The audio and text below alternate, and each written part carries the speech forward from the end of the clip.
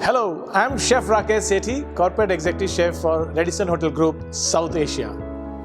Today's module is about material handling, under which we will get a detailed idea of sourcing of raw material, receiving of raw material, and storage of raw material. Let's understand what is material handling. Material handling is the process of sourcing, moving, protecting, storing, and control of the products from manufacturing to consumption in a responsible and effective way as to avoid contamination and wastage. Coming to the first part of the module, sourcing of raw material. In the food service establishment, responsibility of the catering manager is to ensure that the quality of the food served is wholesome. The food supplier should be licensed under Food Safety and Standards Act 2006. Every manufacturer, distributor, or dealer selling an article of food to a vendor will have to give either separately or in the bill, cash memo, or label, or as in Form E, that is, form of guarantee, which states that the food being supplied comply with FSSAI standards. Food products should conform to all regulations and standards laid down under the Food Safety and Standards Act 2006. Certificate of analysis is provided by supplier for each product from time to time as relevant. Do not accept any packed food items that are dirty and may attract pests and contaminate food. So always check packets at the time of receiving them.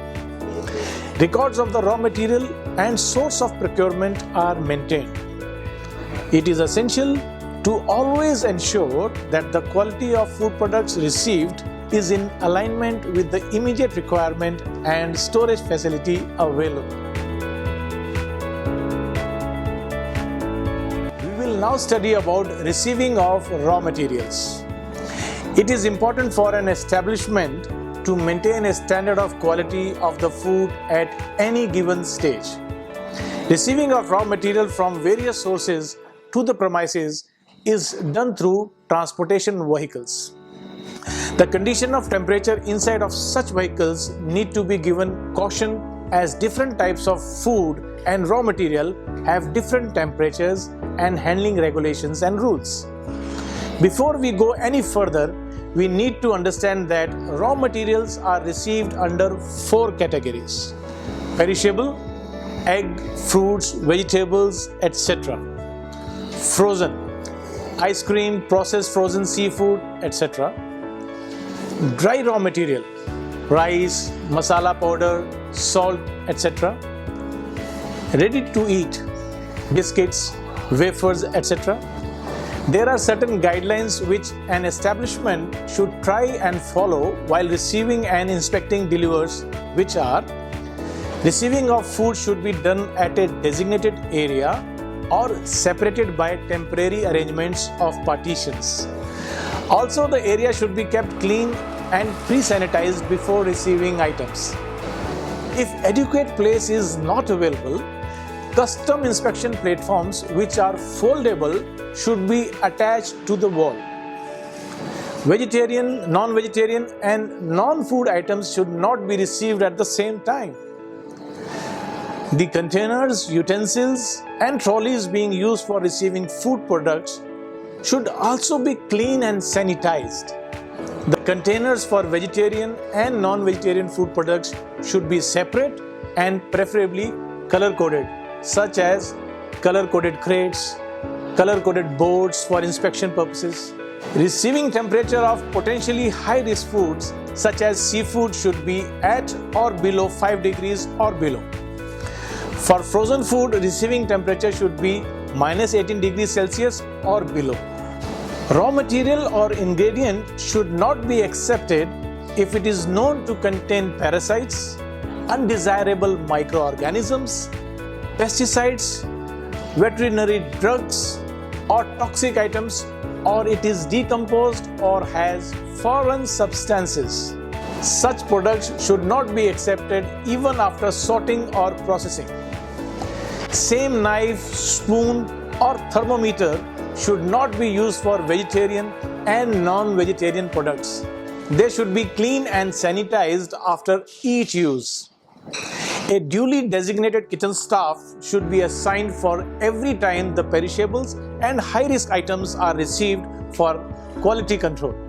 It is suggested that minimum 80% of the shelf life of food products must be available for the use at the time of receiving. Secondary packaging materials such as cartons, boxes or wooden boxes should be removed before moving from receiving to storage area. A rejection register should be made to register the rejected food products, quantity of rejected products and the reasons of the. Now we will talk about receiving of high-risk foods. Before we go ahead with receiving of high-risk food, we need to answer, what are high-risk food? Any food that needs to be kept refrigerated or frozen to minimize or prevent growth of food poisoning organisms that may be present in the food or to prevent the formation of toxins in the food is called high-risk food. Let's take in account the things that need to be monitored before receiving. Firstly, chicken. Chicken is mostly preferred at 700 grams to 1100 grams of weight. It should be pinkish in color and should not have any green patches. Body should not have wounds or injury marks and should not have excess slime formation on the surface. The bird should not smell of any medicine, and when squeezed, water should not come out of the bird. Next is fish. No foul or stale odor should come from the product. Body should not have any wound or injury marks. The skin of the fish should not break when pressed. Ventral or lower portion should be clean. Eyes must be crystalline and not smudged of slime. Gills should be fresh when inspected, preferably pink in color. Next is meat. It is essential to identify the gender. No wound or injury marks on the body. Check for the authorized government stamp. The color of the meat should not turn black. It should be brown or pinkish brown in color. Next is eggs. Eggs received should be fresh, clean and intact. No broken and rotten eggs should be accepted. Each tray should hold no more than less than 30 eggs. Dairy products. Receive dairy products at 5 degrees Celsius. Checking of best before dates is essential to avoid spoilage. Lastly, canned products. Cans of the food products must be sealed and intact. No dented or puffed cans and tetra should be received. Now coming to the last part of material handling, that is storage of raw materials. Post receiving and accepting the raw materials, there comes the need of storage. This is the stage of food movement where food items received in food establishment stays for maximum time and sometimes along with many other items related to food service. Certain guidelines to be followed for safe storage of raw materials, which are: the storage area should be dry and well ventilated. While designing the storage room, segregation is important for raw, processed, packaging, rejected or recalled food items.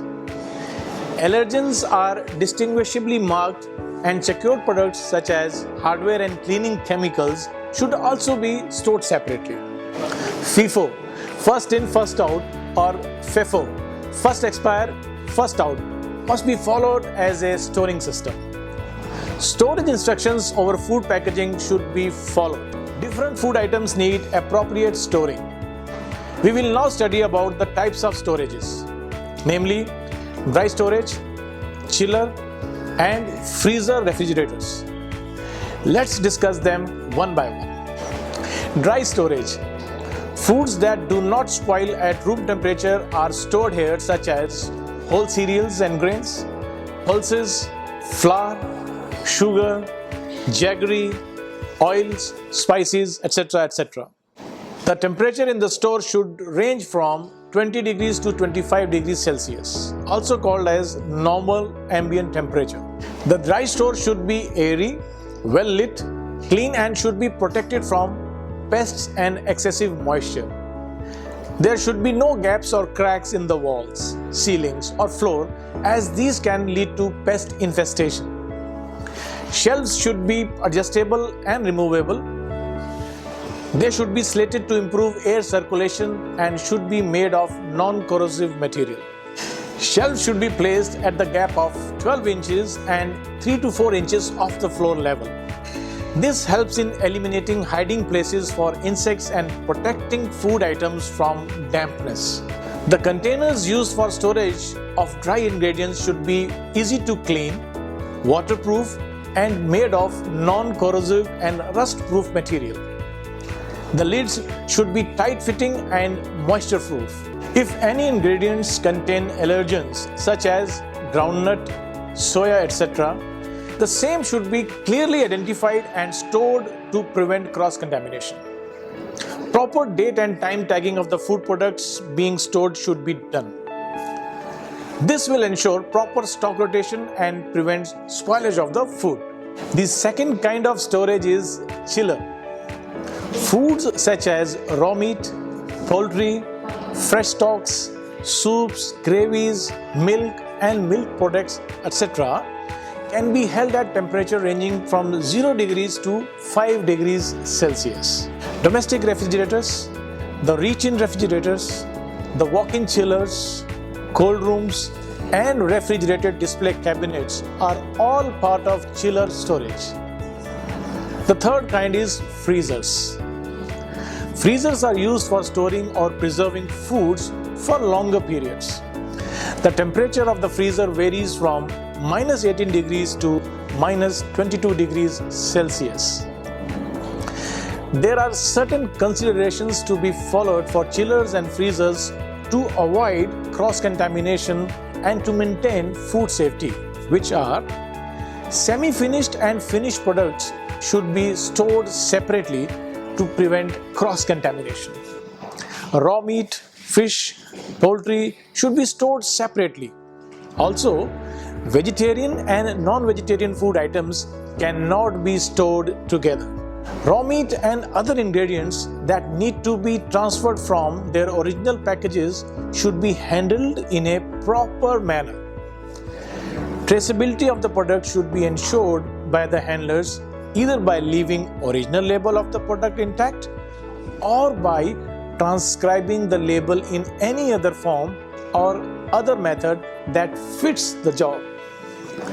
The temperature should be monitored regularly for both chiller and freezer. All shelves and trays must be removed and washed regularly. The cleaning should be done weekly for large chillers. In chillers, cooked food should be stored above and not below raw food to prevent cross-contamination. Store foods away from the walls and the floor.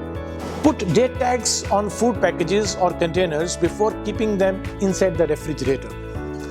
Non-vegetarian products should be covered and stored in the refrigerator below the vegetarian products. Food should be stored in small volumes to ensure uniform cooling. Frozen food should be well packed and prevent freezer burns, which may be caused due to very low temperature. The last kind of storage is refrigerators. Sequence of storing vegetarian food products in the refrigerator is: ready to eat and salads at the top shelf, cooked vegetables at the next top shelf, and the raw vegetables at the lower shelves. Sequence of storing non-vegetarian food products in the refrigerator is: ready to eat and non-vegetarian salad at the top shelf, cooked non-vegetarian at the next top shelf, and the raw non-vegetarian items at the lower shelf. If separate refrigerator is not available, ready to eat and salad at the top shelf, cooked vegetables at the next top shelf, cooked non-vegetarian in the next top shelf, and the raw food at the lower shelves. It is important to note that all cooked and semi-processed foods should be stored in utensils with covering lids. We have now come at the end of the module. Thank you for watching.